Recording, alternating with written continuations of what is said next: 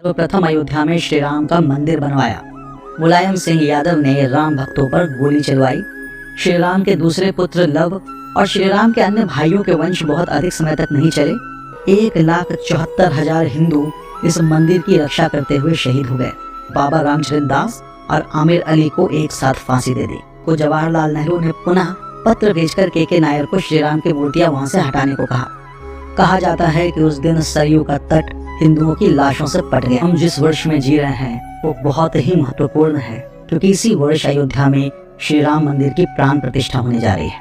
विगत कुछ वर्षों में हम सभी ने श्री राम जन्मभूमि और इस मंदिर के आधुनिक इतिहास के बारे में कुछ न कुछ पढ़ा और सुना अवश्य है, किंतु इस मंदिर के प्राचीन इतिहास के बारे में बहुत ही कम लोगों को पता है। यह मंदिर सबसे पहले कब बनाया गया और आने वाले समय में इसकी क्या स्थिति रही, इसके बारे में बहुत ही कम लोगों को पता है। तो आज इस वीडियो में हम उसी के बारे में जानेंगे।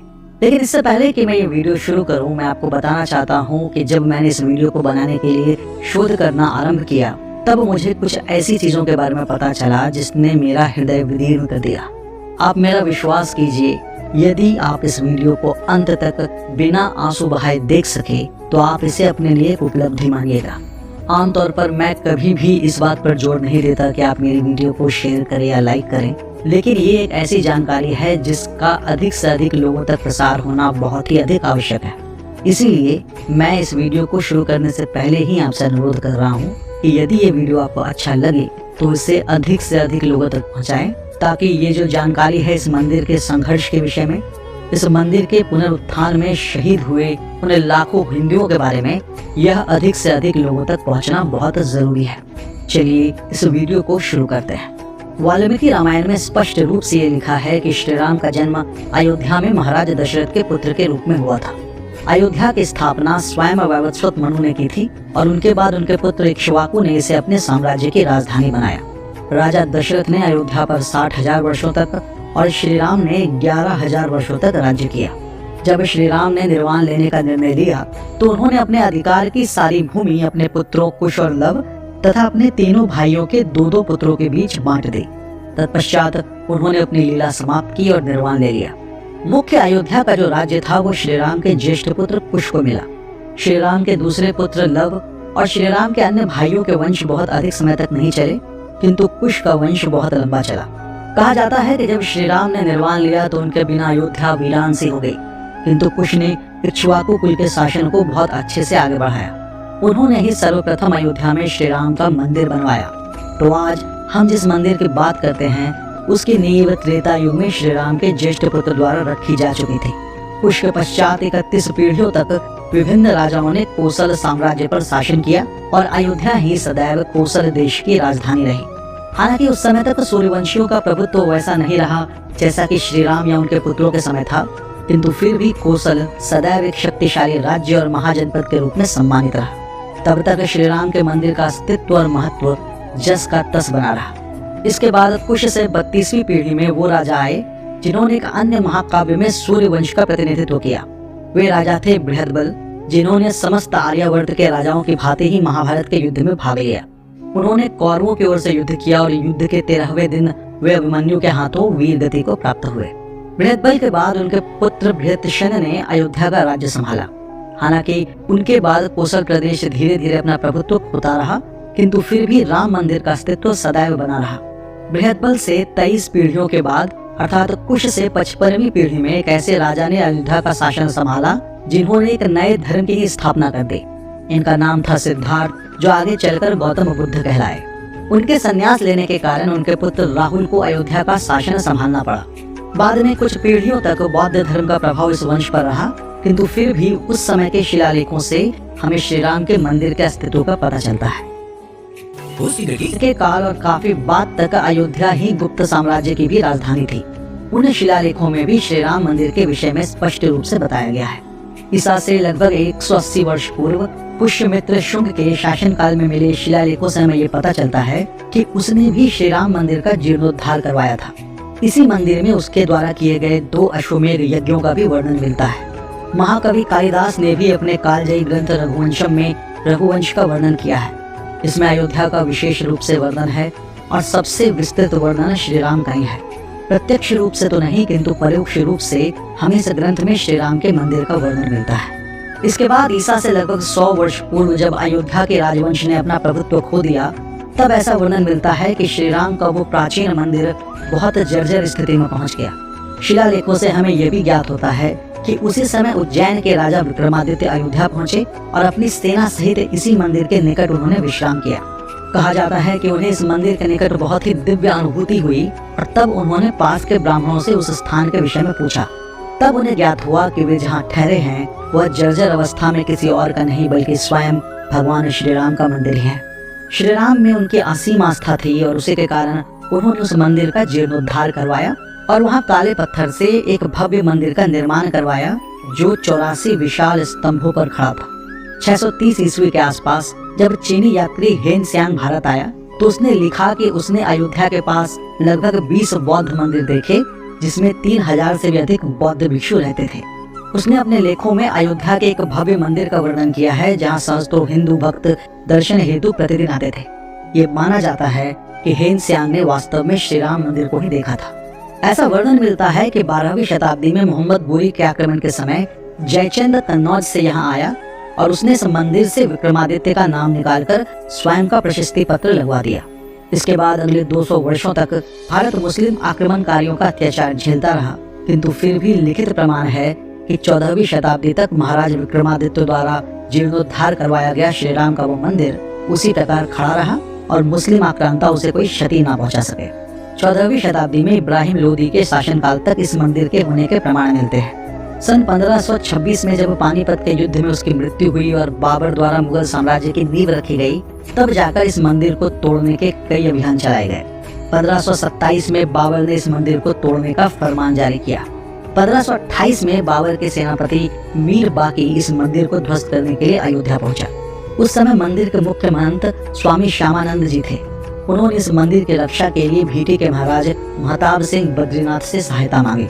जब तक महाराज बद्रीनाथ सहायता के लिए आते, उस समय अयोध्या से लगभग 10 किलोमीटर दूर सनेथु गांव के एक पंडित देवीनंद पांडे ने स्थानीय लोगों को एकत्र कर मंदिर को बचाने का प्रयास किया, किंतु शत्रुओं की विशाल सेना के सामने वे सभी वीरगति को प्राप्त हुए। बाद में महाराज बद्रीनाथ ने इस मंदिर की रक्षा के लिए बाबर की सेना से युद्ध किया, किंतु शत्रु की सेना बहुत अधिक थी। लाखों राम भक्तों से युद्ध में वीरगति को प्राप्त हुए। इस युद्ध के 15 दिन बाद हंसवर के महाराज रणविजय सिंह ने ये जानते हुए कि उनकी मृत्यु निश्चित है, केवल 1000 योद्धाओं के साथ मंदिर की रक्षा का प्रयास किया, किंतु वे सभी वीरगति को प्राप्त हुए। लखनऊ गजेटियर में लिखा हुआ है कि लगभग 1,74,000 हिंदू इस मंदिर की रक्षा करते हुए शहीद हो गए। उन सभी की वीरगति के बाद ही मीर बाकी इस मंदिर को तोड़वाने में सफल हो पाया।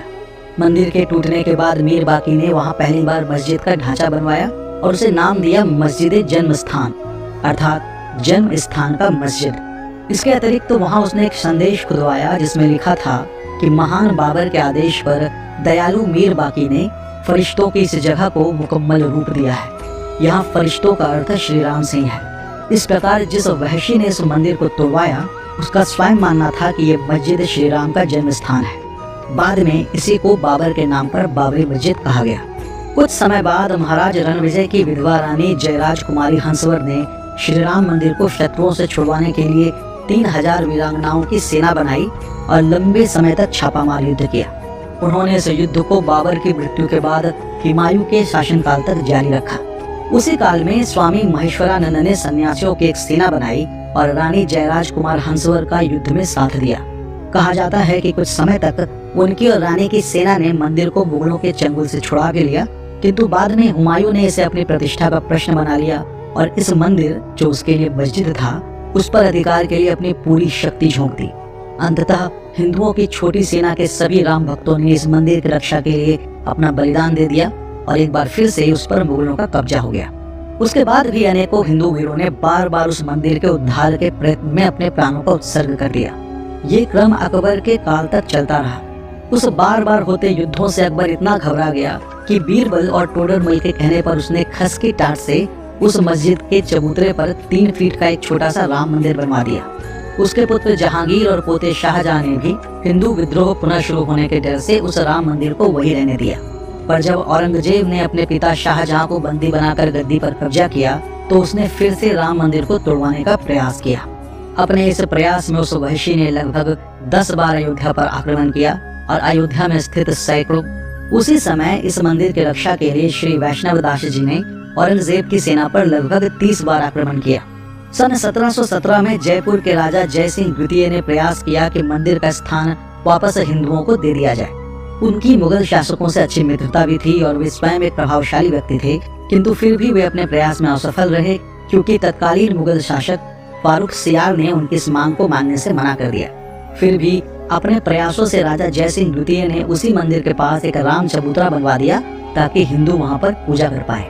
फ्रांस के एक पादरी जोसेफ टिफेंटलर ने, जो स्वयं उस समय भारत में मौजूद थे, 1788 में लिखे गए अपने पुस्तक में इस बात का खुलासा किया है कि बाबरी मस्जिद श्री राम मंदिर को तोड़कर ही बनाई गई है, और उनकी इस पुस्तक में इस राम चबूतरे का भी उल्लेख है। सन 1813 में हिंदुओं ने अंग्रेजों से इस स्थान को हिंदुओं को वापस देने के लिए कहा। उस समय की अंग्रेज सरकार इतनी सशक्त नहीं थी, फिर भी उन्होंने जो जांच की उस रिपोर्ट में उन्होंने साफ तौर पर मस्जिद के आसपास मंदिर की वास्तुकला होने का उल्लेख किया। सन 1827 में अवध के नवाब नसीरुद्दीन हैदर शाह ने इस मंदिर पर अधिकार कर लिया। तब राम जन्मभूमि की स्वतंत्रता के लिए स्थानीय लोगों ने मिलकर एक सेना बनाई और अवध की सेना पर 3 बार आक्रमण किया। तीसरे आक्रमण के बाद उन्होंने नवाब की सेना को खदेड़ दिया और मंदिर पर हिंदुओं का पुनः आधिपत्य हो गया। उसके कुछ समय बाद दिल्ली के सुल्तान अकबर शाह और अवध के नवाब नसीरुद्दीन हैदर शाह की सम्मिलित सेना ने अचानक ही जन्म स्थान पर आक्रमण कर हिंदुओं का नरसंहार आरंभ किया। स्थानीय हिंदुओं की सेना उस विशाल सेना के सामने कुछ भी नहीं थी, किंतु फिर भी उन्होंने अपनी अंतिम श्वास तक शाही सेना का सामना किया और वीरगति को प्राप्त हुए। हजारों राम भक्तों के शव गिरने के बाद ही शाही सेना उस मंदिर पर पुनः अधिकार प्राप्त कर सकी। 1838 में एक अंग्रेज पुरातत्ववेत्ता मोंटेगो मेरी मार्टी ने एक जांच की और अपनी रिपोर्ट में उन्होंने इस बात का खुलासा किया कि जिन स्तंभों पर बाबरी मस्जिद खड़ी है वो स्तंभ वास्तव में मंदिर के ही स्तंभ है। उनकी इस रिपोर्ट पर मुसलमानों ने बड़ा हंगामा किया। सन 1948 में वाजिद अली शाह के शासन के समय हिंदुओं ने पुनः इस स्थान को प्राप्त करने का प्रयास किया। मुगल सैनिक और हिंदुओं के बीच 2 दिनों तक घोर युद्ध चलता रहा और हिंदुओं की जीत हुई। एक बार फिर हिंदुओं ने औरंगजेब द्वारा तोड़वाए गए श्री राम के छोटे मंदिर का निर्माण किया और 3 फीट ऊंचे खस के टाट से बने उस मंदिर में पुनः रामलला की मूर्ति स्थापित की गई। हालांकि यह स्थिति अधिक देर तक नहीं रह सकी। मुगल सम्राट बहादुर शाह जफर ने वाजिद अली शाह की सेना के साथ मिलकर पुनः इस स्थान पर अधिकार कर लिया। 5 वर्ष बाद 1853 में इस स्थान के लिए हिंदुओं और मुस्लिमों के बीच दंगा हुआ। ये पहली बार था कि बिना किसी मुगल राजा के समर्थन के मुसलमानों ने हिंदुओं पर हमला किया। कई लोग इसे प्रथम हिंदू मुस्लिम दंगा भी मानते हैं। इसमें दोनों पक्षों की बड़ी क्षति हुई। सन 1855 में लिए गए अंग्रेजों के एक फैसले ने सबको हैरान कर दिया। उन्होंने मुसलमानों को तो मस्जिद में जाने की अनुमति दी, किंतु हिंदुओं के अंदर जाने पर रोक लगा दी गई। तब हिंदुओं ने वहां से 150 फीट दूर बने राम चबूतरे पर पूजा करना आरंभ किया। सन 1857 की क्रांति के समय अयोध्या के महंत बाबा रामचरण दास ने फिर से राम मंदिर के जीर्णोद्धार का प्रयास किया। इस प्रयास में उन्होंने एक मौलवी आमिर अली को अपनी बात समझाई और आमिर अली ने माना कि ये स्थान वास्तव में श्री राम की जन्मभूमि ही है। हिंदुओं ने उन दोनों का स्वागत किया, किंतु मुस्लिमों को एक मुस्लिम का इस प्रकार श्री राम की भक्ति करना रास नहीं आया। उन्होंने बिना किसी कारण इसका बड़ा विरोध किया और भावी दंगे के खतरे को देखते हुए उस समय की कंपनी सरकार ने उसी मंदिर के निकट एक पेड़ पर बाबा रामचरण दास और आमिर अली को एक साथ फांसी दे दी। अंग्रेजों और मुसलमानों के इस कृत्य से हिंदू जनता भड़क उठी और शांति बहाल करने के लिए उस समय की अंग्रेजी सरकार ने 1859 में उस विवादित स्थल पर एक बाड़ लगा दी और अंदर का हिस्सा मुसलमानों को और बाहर का हिस्सा हिंदुओं को पूजा के लिए दे दिया। इसके बाद काफी समय तक शांति बनी रही। सन 1885 में निर्मोही अखाड़े के महंत श्री रघुवर दास पहली बार इस मामले को न्यायालय ले गए। उस समय फैजाबाद न्यायालय के न्यायाधीश पंडित हरकिशन ने इस मामले को सुना। रघुवर दास जी ने प्रार्थना की कि उन्हें राम चबूतरे पर छतरी लगाने दी जाए, किंतु उनकी अर्जी ठुकरा दी गई।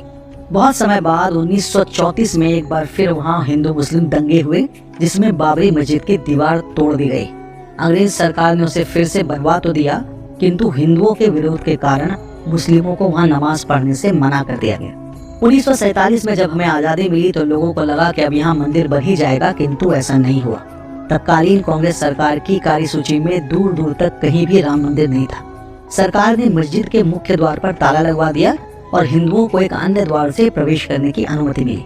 सन 1949 में अचानक एक दिन मंदिर के अंदर से घंटी की आवाज आने लगी और पता चला कि मस्जिद के अंदर श्री राम की एक मूर्ति प्रकट हुई है। मुस्लिमों ने आरोप लगाया कि वो मूर्तियां हिंदुओं ने ही रखी है। हिंदू और मुस्लिम दोनों उस स्थान पर एकत्र होने लगे और विवाद इतना बढ़ा कि तत्कालीन प्रधानमंत्री जवाहरलाल नेहरू तक ये बात पहुंच गई। जवाहरलाल नेहरू ने मुस्लिमों का पक्ष लेते हुए अयोध्या के जिलाधीश के नायर से कहा कि वहां से श्री राम की मूर्तियां हटा दी जाए, किंतु नायर ने ऐसा करने से साफ मना कर दिया। 27 दिसंबर 1949 को जवाहरलाल नेहरू ने पुनः पत्र भेजकर के नायर को श्री राम की मूर्तियां वहां से हटाने को कहा। इस पर के नायर ने अपना इस्तीफा दे दिया और कहा कि श्री राम की मूर्तियां हटाने के स्थान पर वहां एक जालीनुमा दरवाजा लगा दिया जाए। नेहरू जी को यह बात पसंद आई और उन्होंने ऐसा ही किया। सन 1950 में हिंदू महासभा के अधिवक्ता गोपाल विशारद ने फैजाबाद जिला न्यायालय में एक अर्जी डाली कि उस स्थान पर हिंदुओं को पूजा करने की अनुमति दी जाए। इस पर न्यायालय ने दरवाजे के बाहर से ही हिंदुओं को पूजा करने की स्वीकृति दी, किंतु मंदिर के अंदर की 1984 में संघ, विश्व हिंदू परिषद और बीजेपी मंदिर के उद्धार के लिए एक समिति का गठन करते हैं और सीतामढ़ी से अयोध्या तक की रथ यात्रा निकालने का निर्णय लेते हैं। किंतु उसी समय अचानक तत्कालीन प्रधानमंत्री इंदिरा गांधी की हत्या हो गई, जिससे ये यात्रा रुक गई। 1986 में जब शाह बानो ने अपने पति से गुजारा भत्ता लेने वाला केस जीता, तब तत्कालीन प्रधानमंत्री राजीव गांधी ने मुस्लिमों को खुश करने के लिए संसद में प्रस्ताव लाकर न्यायालय के फैसले को पलट दिया।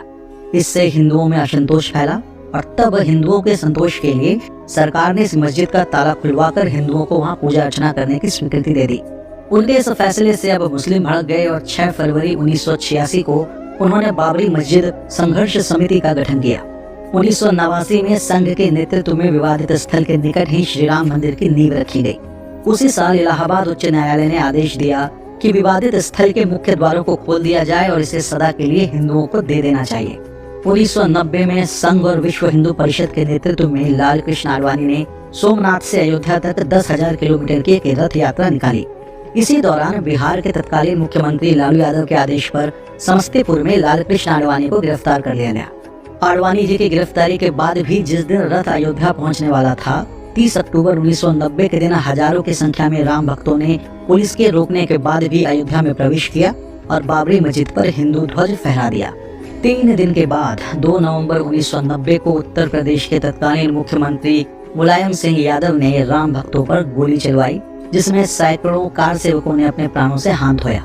कहा जाता है कि उस दिन सरयू का तट हिंदुओं की लाशों से पट गया था। 6 दिसंबर 1992 को 2 लाख से अधिक कार सेवक अयोध्या पहुंचे। उस समय के तत्कालीन मुख्यमंत्री कल्याण सिंह ने पुलिस को भीड़ पर गोली न चलाने का निर्देश दिया। उन्होंने सोचा था कि वे भीड़ को सुरक्षा बलों के द्वारा नियंत्रित कर लेंगे, किंतु ऐसा नहीं हुआ। उस बढ़ती हुई लाखों की भीड़ के सामने पुलिस की हिम्मत नहीं हुई कि कोई कार्रवाई कर सके। 6 दिसंबर 1992 को दोपहर 1:55 पर बाबरी मस्जिद का पहला गुंबद गिरा दिया गया और फिर 1.5 घंटों में दोपहर 3:30 को दूसरा गुंबद गिरा दिया गया। शाम 5 बजे तक तीसरा गुंबद और पूरा ढांचा गिरा दिया गया। इसकी जिम्मेदारी लेते हुए मुख्यमंत्री कल्याण सिंह ने इस्तीफा दे दिया और उसी शाम 7 बजे तक उत्तर प्रदेश में राष्ट्रपति शासन लगा दिया गया। इसके बाद पूरे देश में हिंदू मुस्लिम दंगा फैल गया। अयोध्या में 1000 से अधिक लोगों ने अपनी जानें गंवाई। मेरे अपने शहर भागलपुर में गंगा नदी का तट लाशों से पट गया था। इस घटना के 10 दिनों के बाद इसकी जांच के लिए लिब्रहान आयोग का गठन किया गया, जिन्हें इनकी जांच की रिपोर्ट को सौंपने के लिए 3 महीने का समय दिया गया। हास्यप्रद बात यह है कि इस आयोग को जांच पूरी करने में 3 महीने नहीं बल्कि 17 वर्षों का समय लग गया। 2003 में भारतीय पुरातत्व सर्वेक्षण ने अपनी एक विस्तृत रिपोर्ट में यह बात स्पष्ट रूप से लिखी कि जहां पर विवादित ढांचा था उसे मंदिर को तोड़कर ही बनाया गया था। इस रिपोर्ट को भी लिब्रहान रिपोर्ट में शामिल किया गया और 30 जून 2009 को लिब्रहान आयोग ने 700 पृष्ठों की अपनी अंतिम रिपोर्ट तत्कालीन प्रधानमंत्री मनमोहन सिंह को सौंप दी। 2010 के अपने ऐतिहासिक फैसले में इलाहाबाद उच्च न्यायालय ने विवादित जमीन को राम जन्मभूमि घोषित किया। उन्होंने ये निर्देश दिया कि श्री राम की मूर्तियों को वहां से न हटाया जाए। उन्होंने इस पूरे विवादित जमीन को राम जन्मभूमि ट्रस्ट, निर्मोही अखाड़ा और सुन्नी वक्फ बोर्ड के बीच में बराबर बांट दिया। हिंदू और मुस्लिम पक्ष दोनों इस फैसले से सहमत नहीं हुए और उन्होंने 2011 में उच्चतम न्यायालय का दरवाजा खटखटाया। सुप्रीम कोर्ट ने इस विवाद से जुड़े सभी दस्तावेजों को अंग्रेजी में अनुवाद करने को कहा, जिसमें बहुत अधिक समय लगा और वर्षों तक इसमें कोई सुनवाई नहीं हुई। अंततः 9 नवंबर 2019 में उच्चतम न्यायालय ने अपना अंतिम फैसला सुनाते हुए पूरी विवादित भूमि को राम जन्मभूमि ट्रस्ट को दे दिया। इस प्रकार 491 वर्षों के अथक संघर्षों के बाद राम जन्मभूमि पुनः हिंदुओं को प्राप्त हुई। फिर 5 फरवरी 2020 में ट्रस्ट का गठन होता है और मंदिर का निर्माण आरंभ होता है।